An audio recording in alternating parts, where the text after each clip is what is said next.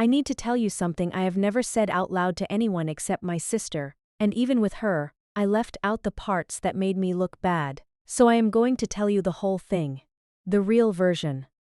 Because I think a lot of you have lived some version of this, and I think you deserve to hear that it does not always end the way the other woman planned. My name is Sarah. I am 36 years old. I own a small bakery in a town outside of Nashville, Tennessee.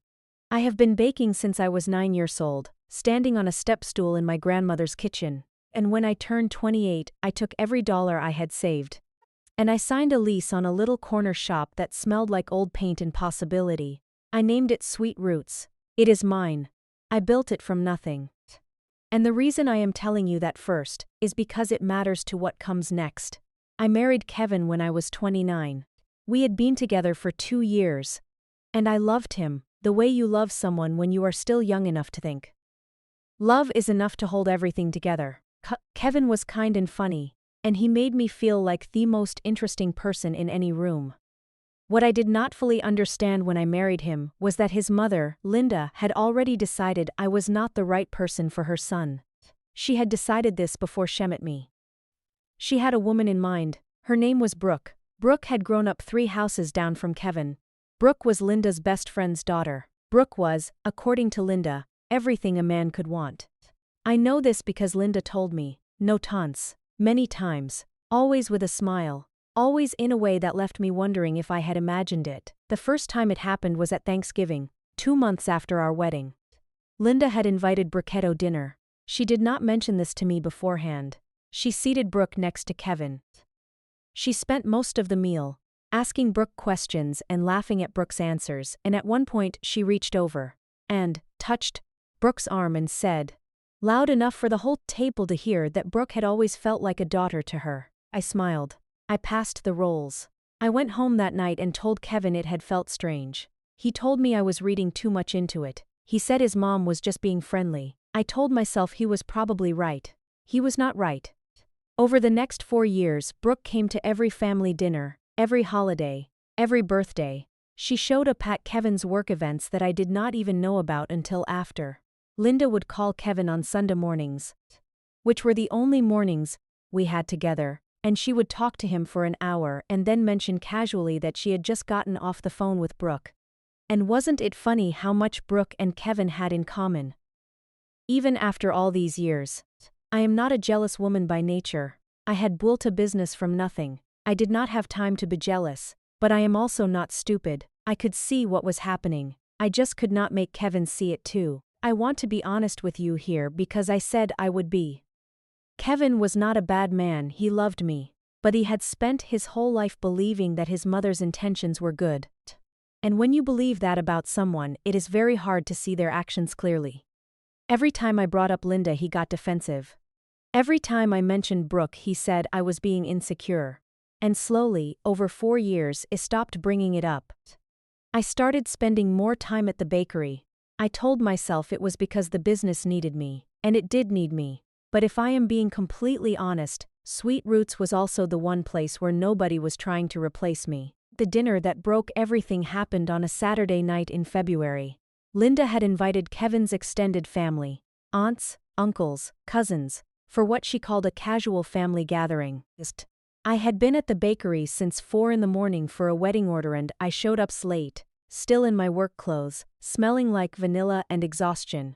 Brooke was already there. She was in a green dress. She had brought Linda flowers. She was sitting in the chair at the dinner table that she usually sat in, right next to Kevin. And she was looking at something he had said and touching his arm the way people touch the arm of someone they're very comfortable with. Linda looked at me when I walked in. She smiled, and then she said, in front of everyone, that she was so glad I could make it, and that she knew how busy I always was with the bakery. And wasn't it wonderful? That Brooke had been able to come early and help set everything up. She said it like a compliment. Every person in that room understood it was not a compliment. I sat down at the only empty chair, which was at the far end of the table. I ate my dinner.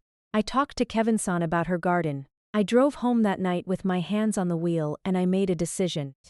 I was done fighting for a seat at a table where someone had already decided I did not belong. Not because I was giving up on my marriage, but because I was done pretending the problem was not there. When Kevin came home, I told him exactly what I had seen and exactly how I felt, and I told him he needed to make a choice. Not between me and his mother, between the marriage we had built and the one she was trying to build for him. Kevin chose his mother. Not immediately, not dramatically. He just slowly, over the next 3 months, started spending more time at her house, more Sunday dinners without me, more phone calls I was not part of. And one evening in May he sat across from me at our kitchen table and told me he needed space to figure out what he wanted. I asked him if Brooke was part of what he was figuring out. He did not answer. That was answer enough. I will not pretend the divorce was easy. It was not. I cried more than I have ever cried in my adult life. I called my sister at 2 in the morning more times than I can count. I burned an entire batch of croissants one morning because I could not stop thinking about that green dress. But I signed the papers, I kept the bakery, and I kept my name, and I rebuilt my life the way I had built Sweet Roots. On day at a time, with my own 2 hands. Here is what I did not expect. Here is the part Linda did not plan for. Brooke moved in with Kevin 4 months after our divorce was final. Linda was thrilled. She threw them a dinner party. She posted about it on Facebook. She called Kevin's aunts and told them that everything had worked out the way it was supposed to. For about 6 months, by all appearances, she had won. She had the daughter-in-law she had always wanted. She had Kevin back under her influence. She had gotten exactly what she spent 5 years working toward. And then Brooke, who had grown up 3 houses down from Kevin and knew him better than almost in one, figured out very quickly what I had spent 4 years learning. That Kevin was a kind man who did whatever his mother told him. That Linda's house was the real center of his life. That every important decision went through her first. That Brooke had not won Kevin. She had won the version of Kevin that Linda controlled. Brooke lasted 14 months. She left on a Tuesday. I know this because Kevin's aunt, who had always been kind to me, sent me a message that just said she was sorry, and she hoped I was doing well. I read between the lines. I sent back a heart and went back to work. Kevin called me 2 weeks after Brooke left. I did not answer. He called again the following Sunday. I did not answer that time either. On the 3rd call I picked up because I am human, and curiosity is a powerful thing. He wanted to talk. He said he had made mistakes. He said he understood things now that he had not understood before. I listened. I was polite. I wished him well. And then I told him that I had learned something important in the years since our divorce, which was that I am very good at building things, and very bad at rebuilding things that someone else broke on purpose. I told him I hoped he found his way. And I meant it. Linda has never called me. I did not expect her to, but Kevin's aunt told me, the last time we had coffee, that Linda had gotten quieter since Brooke left. That the Sunday dinners had become smaller. That Kevin had started setting limits with her in a way he never had before. Not because of me, but because living through 2 failed relationships had finally shown him what the common thread was. I do not feel victorious about any of this. I want to be clear about that. A woman who feels victorious when a marriage fails has missed the point. What I feel is settled, grounded. Like a woman who lost something she loved and built something better in its place. Sweet Roots is doing well. I hired 2 people this year. I am sleeping through the night again. And I sat at my own kitchen table last Sunday morning with my coffee and my quiet, and I thought about how long I had spent trying to earn a seat at someone else's table when I had my own table the whole time. If you are the woman right now who keeps showing up to dinners where someone has already decided you do not belong, I want you to hear this. You do not have to fight for a seat. You are allowed to leave. You are allowed to build your own table. And sometimes, not always, but sometimes, the person who worked so hard to take your place will find out that the place was never as good as it looked from the outside. That is my story. I am Sarah, and this has been Thorns and Pearls. If this felt like your life in any way, drop a rose in the comments. I will know you were here.